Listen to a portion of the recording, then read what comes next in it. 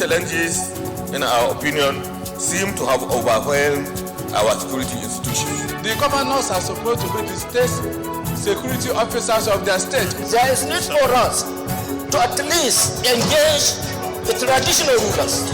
We need to do something about our porous borders. We have to own it from the unit level to the ward level to the local government to state. Mr. President, the importance of today for us is for us to take action. Those in favor say aye. Those against say nay. The ayes have it.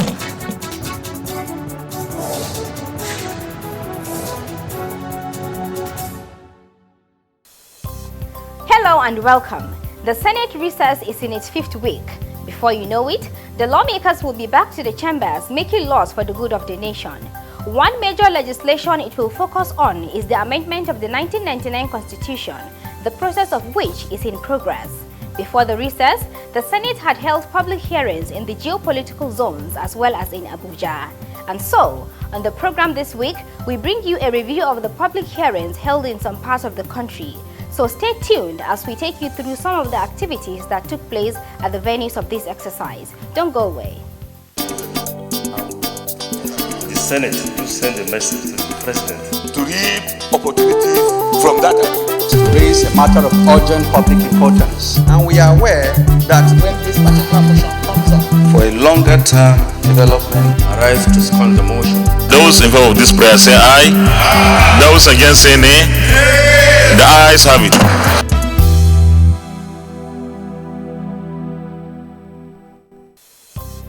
Before the program kicks off, we would like to use this medium to pay tribute to the past Deputy President of the Senate, Senator Ibrahim Nasiru Montu, who passed away on Tuesday, the 17th of August 2021. Senator Ibrahim Montu served as Deputy President of the Nigerian Senate from 2003 to 2007 and is well remembered as a passionate politician with a strong belief in the nation Nigeria and to the democratic processes. His service to his country, humanity, and his contribution to the Senate will be greatly remembered. May his gentle soul rest in peace. Amen. And now to the body of our program. The Constitutional Review is topmost on the legislative agenda of the 9th Senate, just as the Electoral Amendment Bill and the Petroleum Industry Bill. As it were, the passage of the Electoral Bill and the Petroleum Industry Bill, PIB, just signed into law by President Muhammadu Buhari, are clear indications that the Senate is steadily moving towards actualizing some of its legislative agendas. The Constitutional Amendment Bill, which dates back to the 5th Senate, has gone through various legislative processes. The Senate organized public hearings in 2 centers of each of the nation's 6 geopolitical zones in pursuit of its determination to address the yearnings and aspirations of Nigerians. Our review this week will focus on some of these zonal public hearings and their outcomes, starting first with the national public hearing held in Abuja, the Federal Capital Territory, on Thursday the 3rd and Friday the 4th of June 2021. Declaring the hearing open, Senate President Ahmed Lawan reiterated the commitment of the National Assembly to come up with a final copy that would be designed to meet the yearnings and aspirations of Nigerians. The final product will be shaped by the voices of citizens as announced from the hearings. Regardless, the Constitutional Review alone will not engender a successful democracy without a commitment or without a concomitant shift in attitude and political will. It has to be backed by the requisite political will and the right attitude. Also speaking, the chairman of the Constitutional Review Committee and Deputy Senate President, Senator Ovie Omo Agege, stated the aim of the committee's assignment has been to correct the errors of past attempts at amending the Constitution. The committee has also revisited some of the bills in past constitutional amendment exercises which did not pass the hurdles of concurrence with the House of Reps, ratification by the State Houses of Assembly, and presidential assent. We have painstakingly re-examined those bills and reintroduced some of the proposals we deem beneficial to our people. The Chief Justice of the Federation, Justice Ibrahim Tanko, was represented by a Justice of the Supreme Court, Justice Ejembi Eko. He gave the position of the judiciary. We in the judiciary see this review of the Constitution as a golden opportunity for us to make inputs that will go a long way in enhancing the administration of justice. From the Minister of the Federal Capital Territory, FCT, was a call for unity and patriotism from all Nigerians in spite of our differences. The strength of our country, we must remind ourselves, lies in our diversity and the dynamism of her people. We should seize the opportunity provided by this exercise to strengthen our common bond as a people and guarantee the growth and development of our country. Thereafter, the floor was open for public contributions. The Nigerian Labour Congress, the Fixed Politics Group, representative of people with disabilities, PWD, and Women in Politics Group also made their voices heard at the hearing. The national minimum wage is a process. All the governors are represented by one governor per each of the geopolitical zones at the negotiating table. And therefore, the 30,000 naira that was agreed was not imposed on anybody by federal government. It was the process allowed by law that was adopted.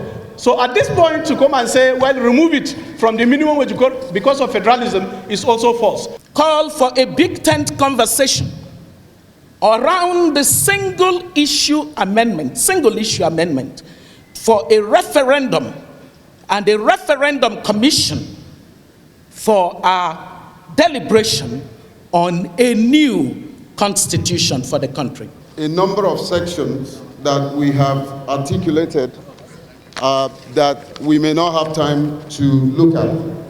The first is the section 414, which lists a number of ethnic group, religious organization, speaking about discrimination that did not capture issues with persons with disability. We want to recommend that 15% of seats should be reserved for persons with disabilities in politics that are qualified in the federal, state, and local government. We don't have the finance. We are the women at home. The men should finance us to be able to go into politics. We want FCT to be treated as a state, because the time the city of government was in Lagos, there was Lagos State, right? So why can't we have it? I want the constitutions to be amended in that aspect, where we youths, we can participate in the politics of this nation.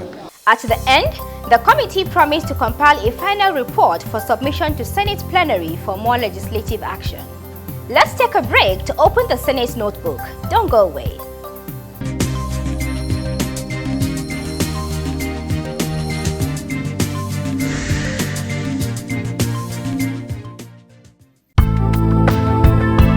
The principle of separation of powers states that the powers of government should not be concentrated in one, but divided into three arms, namely executive, legislature, and judiciary. These arms of government provide a system of shared power known as checks and balances. The Constitution provides that they should be separate and distinct to ensure checks and balance in order to avoid corruption. The only way out of the pandemic is for the population to observe the recommended measures advised by the NCDC. The Senate Committees on Health and Primary Health Care and Communicable Diseases will continue to engage with the Federal Ministry of Health and the Presidential Task Force on COVID-19. You are watching Inside the Senate, and on this episode, we are reviewing the public hearing that held across the nation to gather opinions on the amendment of the 1999 Constitution.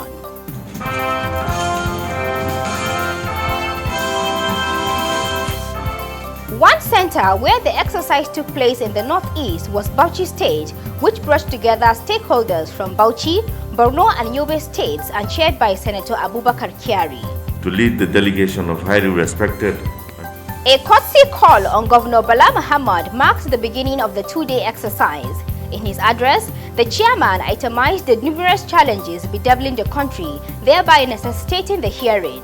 And these include Defense and Security, Land Use Act, Unity of Nigeria, Border and Demarcations, Devolution of Power, derivation and revenue sharing, local government autonomy, state police, state electoral commission, minimum wage, role of traditional councils, autonomy for state assemblies and state judicial systems, state and local government creation. Responding in agreement with the zonal chairman, the governor described the hearing as an opportunity to address the deficiency in the present constitution, particularly in the areas of the economy, the issues of representation, as well as various forms of agitations, amongst other things. Whatever you are going to do, the constitution must be implementable, it must be fair. There is a general sense of disillusionment and disgruntlement that some people are feeling shortchanged. And we in the Northeast, we are also feeling shortchanged. It is not only those people who felt that they have not been fairly represented at the various MDAs of the federal government, but we feel even in the structure of the federal government, in terms of local governments, in terms of states creation, we definitely would have wanted to have more. The lawmakers also visited the palace of the Emir of Bauchi, Alhaji Rilwan Adamu, where the chairman gave the assurance that the position of royal fathers would be considered by the committee. This, he said, will reinforce the role they play in the area of security, even without a constitutional backing. The committee thereafter moved to the venue of the event, where the zonal chairman delivered a welcome address from the chairman, Senate Committee on Constitutional Review and Deputy Senate President Ovie Omo Agege. Since the return to democratic constitutional democracy in 1999, many have argued that the 1999 constitution is not a people's constitution. In other words, it has been argued that it was written and forced down on us by the military without any input from quote-unquote, we the people. We have a compelling duty to carefully address every challenge to this nation, and there is no better way to do it than through this constitutional amendment exercise. Kickstarting the presentations, the Bauchi State Governor gave the position of the state, which focused on what he described as the over-concentration of power at the federal level. Which I feel is counterproductive. It is therefore my contention that more powers be devolved to states and local governments because the two tiers are closer to the people. To this end, I wish to further suggest that some of the items in the exclusive legislative list should be transferred to the concurrent legislative list. Representative of Borno State and Speaker of the State House of Assembly, Honorable Abdul Karim Hassan, said they are against the creation of more local government areas due to insecurity. In Borno State, we don't like another local government for now. Now we are looking for solving the security situation in the state. Only the local government. Like Zamara local government and Abadan local government, there is no single person living in that local government area in the entire territory of these two local governments. People of Zamara local government and Abadan local government were taking refugees in IDP camps. Some are in the Niger Republic, some are in Maiduguri, some are in Momono. They are taking refugees in IDP camps. So why are you going to create? You don't like creation of local government in Borno State. The Yobe State government, represented by its Attorney General Sani Samanja, spoke against state police but supported increased revenue allocation to states in view of the responsibility they shoulder. We in Yobe State were opposed to state police in principle. However, we are in support of community policing because we believe strongly, for that matter, that community policing will best serve the interest of our population than state police. We further advocate that in view of these additional responsibilities vested in the states, there is need to further review the revenue allocation formula to give more funds to the states. A lawyer and former Bauchi State Attorney General proposed a judicial reform in the amendment to include the creation of a court of appeal in each state as well as regional supreme courts. He also spoke on Sharia law. We should reflect true federalism by affording each state to have a court of appeal, and to create regional Supreme Courts. Finally, amendment of the section 262 and 277 of the Constitution by amending the phrase question of Islamic personal law by removing the word personal. Another legal luminary, this time a retired Supreme Court Justice who served on the bench for 47 years and now representing the Northeast Zone on the board of the Police Service Commission, Clara Bata Ogumbi, expressed concern over the powers of the Commission under Section 153M of the Constitution. This section, amongst other things, empowers the Commission to appoint, promote and discipline all police officers except the Inspector General. There is a need for us to look at this. And why do we want and insist that these powers should be within the ambit of an independent body, away from the police? These are the reasons. The police is so much integrated with the public, with the civilians, and therefore the best people to oversee the police function is the civilians, because they are the oversight people.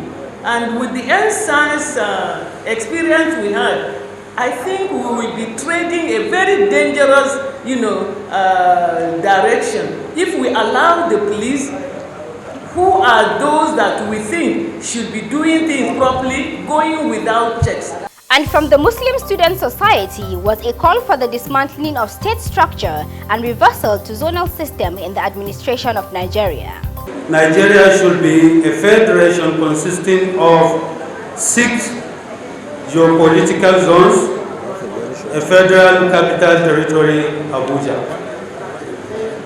This is our first suggestion. Secondly, let the office of the President of the Federal Republic of Nigeria be rotated among the 6 geopolitical zones in alphabetical order between the zones in the north and the south. More of the submissions were presented in documents, at the end of which the committee promised to compile them in a report to be presented to the Senate. Let's now move to the Northwest Zone, comprising Kaduna, Kano, Jigawa and Katsina states, where the hearing also took place in Kaduna with Senator Kabiru Gaya as the chairman. The message of the committee chairman, Senator Ovi Omo Agege, to participants was delivered by the zonal chairman, Senator Kabiru Gaya, at the take-off of the 2-day hearing, which took place on Wednesday, the 26th of May, 2021. It focused on the following, amongst other things. Constitution review represents a critical phase in our development and advancement as a nation. So far, we have over 2 decades of constitutional review under the 1999 Constitution. This is an important fact that we commend ourselves as a country, even if we are not where we are expected to be.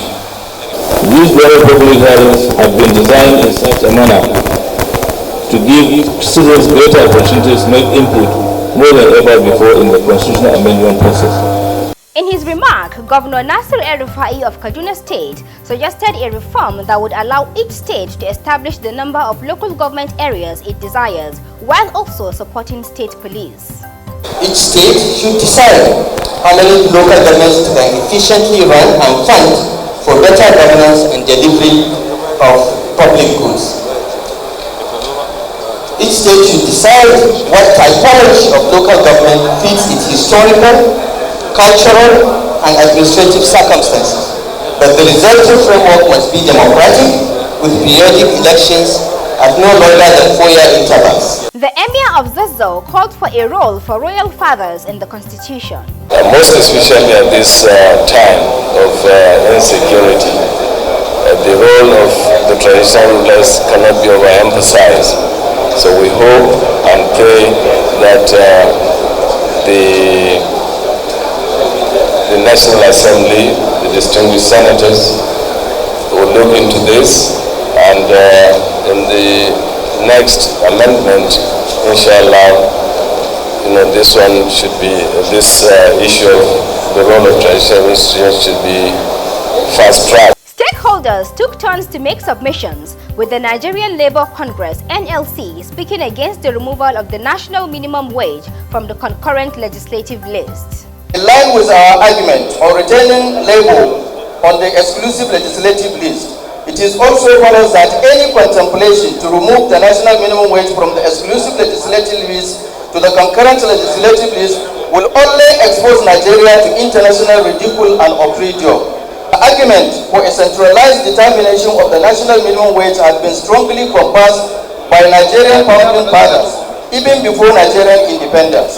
The Katsina State chapter of the Coalition of Civil Society Organization, as well as the Advocates African Group of Nigeria, gave different opinions on the sustenance of the two chambers of the National Assembly, as well as local government reform.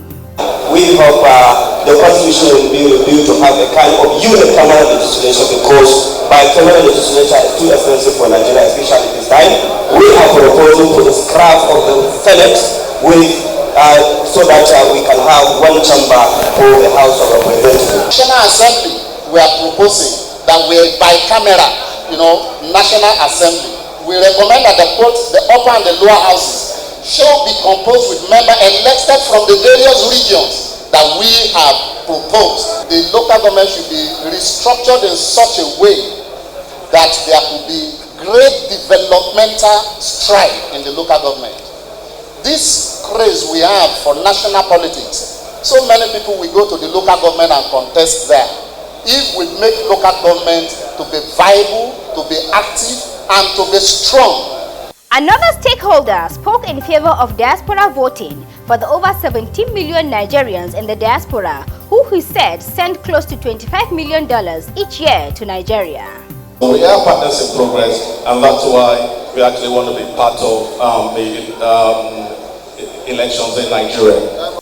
Both written and oral memoranda were received from stakeholders in 17 areas, which include, amongst others, gender equity, power devolution, local government autonomy, state police and local government creation, as well as constitutional role for traditional rulers, amongst other things. The exercise ended with an assurance by the chairman to peruse and submit all presentations and submissions in a report to be presented to Senate plenary for more legislative action. And so it went across other zones as Nigerians from various walks of life took the opportunity to speak their minds on the issues up for debate and amendment. The Senate will work on these submissions for a comprehensive report.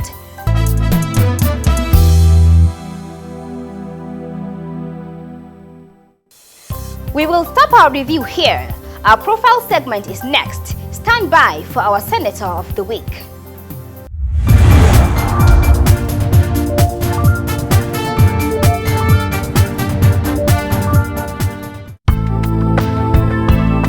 Senator Sam Egwu was born on the 6th of June 1954.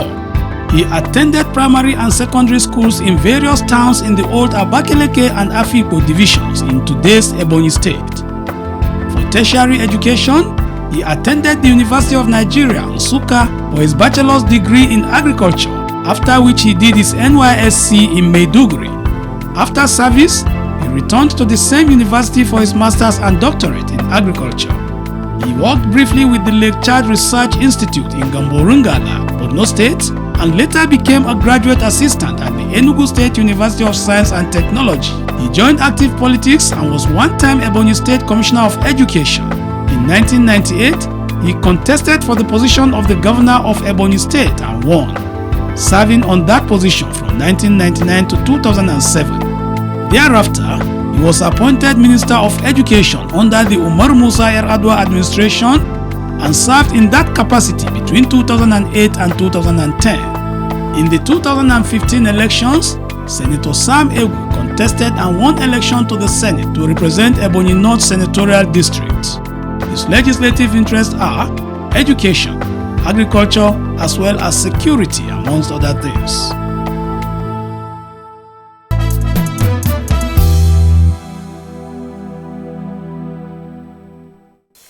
With this, we end this week's package of Inside the Senate. Join us next week for another edition, and thanks for watching. COVID-19 is real. Do stay safe.